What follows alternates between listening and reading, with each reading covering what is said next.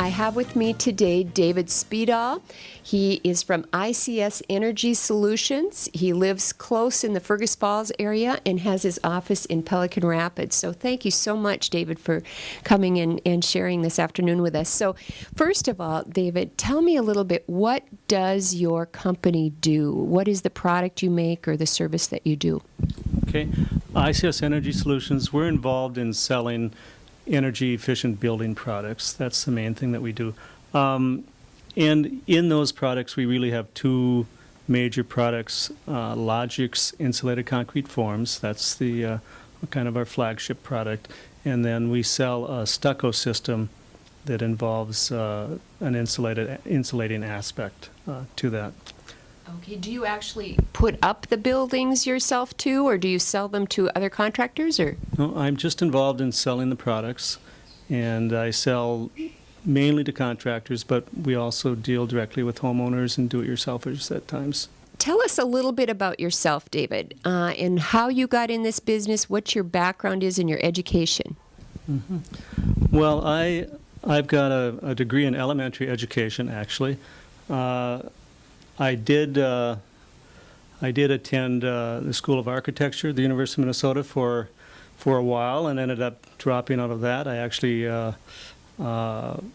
attended the University of Minnesota Medical School for a period of time as well, and my wife and I kind of came to the decision that we didn't want to make those sacrifices to go down that route. So I ended up going back to my teaching degree, and I taught for 15 years in the Elbow Lake School District. My wife and I spent 2 years over in Africa, and I taught over there as well. Oh, how interesting. Okay, so you have been an elementary education teacher. Did you wake up one day and say, gee, I want to start my own business, I think I should do this, or what was the thinking behind it? Yeah, well, being a teacher, I had summers off, and like a lot of teachers, I got involved in work during the summer. It's not just all vacation typically for teachers. So I was involved in construction work, and I went to work for a person in the Pelican Rapids area who was one of the leaders in using this new technology, the insulated concrete form, for construction. So that's kind of how I got involved with the business that I'm in right now, through my work in the summertime. Okay.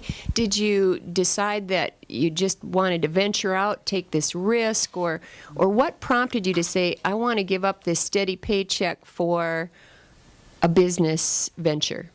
Yeah. Well, there are a couple things. The steady paycheck obviously is nice. The security is nice. My wife was not very excited about this whole idea of having our own business. But I think two things. I think just being an elementary ed teacher, I didn't see myself doing that into my 50s, to tell you the truth. Just the energy level it required and some of those aspects. So I kind of had that in the back of my mind, that I would make a change at some point. And then just the opportunity that came to me. So I didn't start a business from scratch, actually. I bought an existing business. Okay.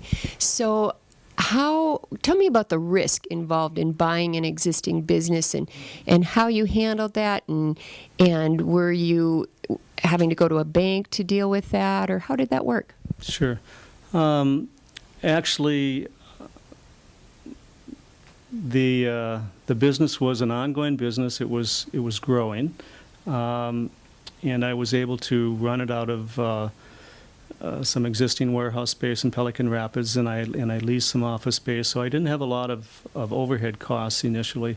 And I did, in actually purchasing the business, I did have to go and get a loan from a bank, and I'm still making payments on that original purchase amount right now. Did that make you nervous? Did you lose sleep over that kind of taking on that kind of risk?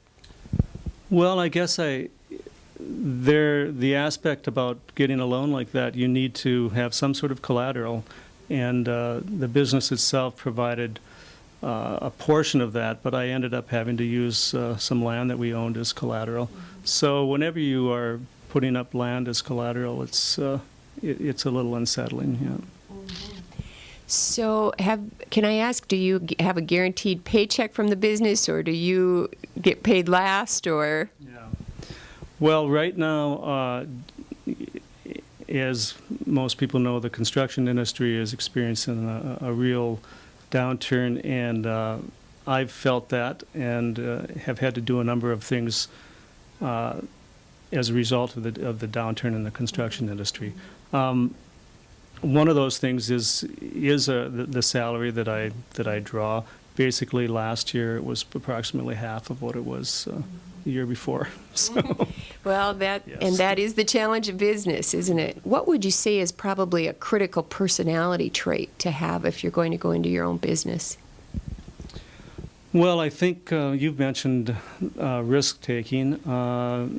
You also have to have some independence and enjoy problem solving.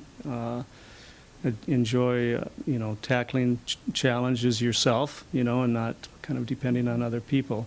But I will admit that there were times, especially when there were cash flow problems, where you sort of look at somebody that's working for the post office or UPS driver or something like that and go, it'd be nice to kind of have a job like that where, you've got responsibilities, but everything is pretty much set out in front of you, and you don't have those things that keep you up late at night or wake you up in the morning.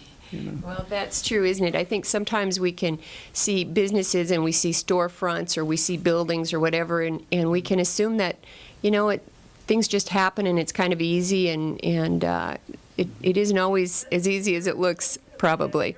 That's right. How has this affected your family, and does your family help you or work with you, or are you on this your own? Actually, my son has started working for me in the summertime. Because of the downturn in the construction industry, I was forced to actually lay off a couple workers, and it's essentially a one-man show right now.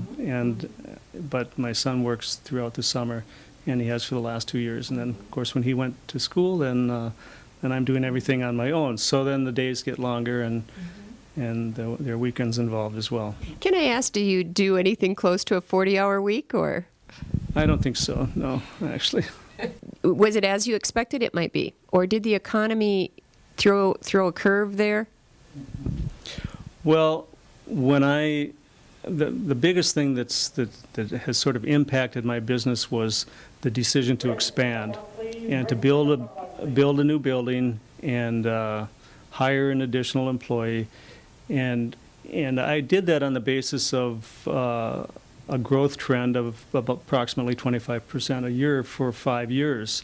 The problem was that year that I kind of took the plunge, so to speak, that was when the growth leveled off, and then it started to go down with the downturn in the construction industry. So then I found myself with large fixed expenses, and I ended up having to lay off some employees, and I still am feeling the effects of having a building that's got a big mortgage and high taxes.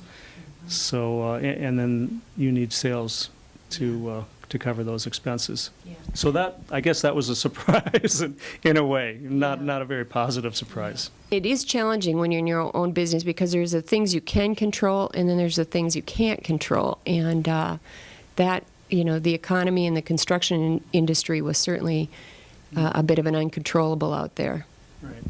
Well, I think, when I look at the downturn in my business, I don't blame it on the downturn in the construction industry alone. There were mistakes that I made, and I think not having a business background, sometimes you will make those mistakes and then you have to live with them. So right now my building is actually for sale. I'm interested in continuing my business, but I'm going to do it in a more modest way. And my business plan that involved the expansion, I've actually decided, well, at my age, I'm going to limit my expenses and see if I can just make a nice profit and have a business that provides service to the contractors I'm working with. Sometimes in the media today we hear a lot of negative about profit, as if profits are bad or that there's just excessive profits and business is just like Wall Street and big profits and whatever. And yet, you know, you and I and a lot of us, we're Main Street, we're small people doing business here. And tell me about profit for you and what does that mean? Mm-hmm. Well, I guess when it comes to profit, from a business standpoint, you know, you're interested in your profit margin, and which is you know, how much of a profit you're getting on whatever product you happen to be making or selling.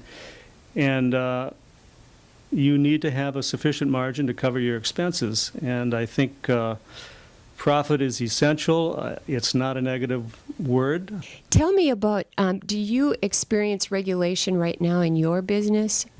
You know, I really don't, actually. When I built the building, then I did experience regulation. And there were things, the permitting process was took longer than I anticipated. It forced me to actually, instead of building during the summer, I started building in the fall. So then I was building through the winter months, and it's more costly and more difficult. That had to do with the fact that I'm located right on a state trunk highway, you know, so there were extra regulations involved with that. So somebody getting started in a business, if they're going to build or do something like that, I think they really need to do their homework ahead of time and know what's coming down the road, so to speak. You had mentioned that you didn't have a business background and that you are learning things on the go there and like most of us have. And what specific things would you have liked to have known before you got going? Mm-hmm. Well, looking back, and anyone who's thinking of maybe doing something from an entrepreneurial nature or starting their own business at some point down the road, if they're going to college, I would say take some accounting classes and maybe a marketing class, and have some of that background. I mean, I really would have benefited from that. I did hire somebody with a business degree. And with the idea that I would have them, you know, their background, you know, would help the business. This person had just graduated from college and was an excellent employee. But I think if I were to do it again, I would have employed somebody who had more business experience actually, rather than somebody just right out of college. First of all, I just want to say that I have admired the fact, as I've watched you over the years, you know, leave a stable kind of profession and go off and venture on your own. And I find that to be a very commendable thing, and I congratulate you on that. And I'd like to just ask you, what are you most thankful for in this experience? Well, I think, you know, Actually, I was an elementary teacher, as I mentioned, and the thing about being an elementary teacher is you're actually, in a sense, self-employed in your own classroom.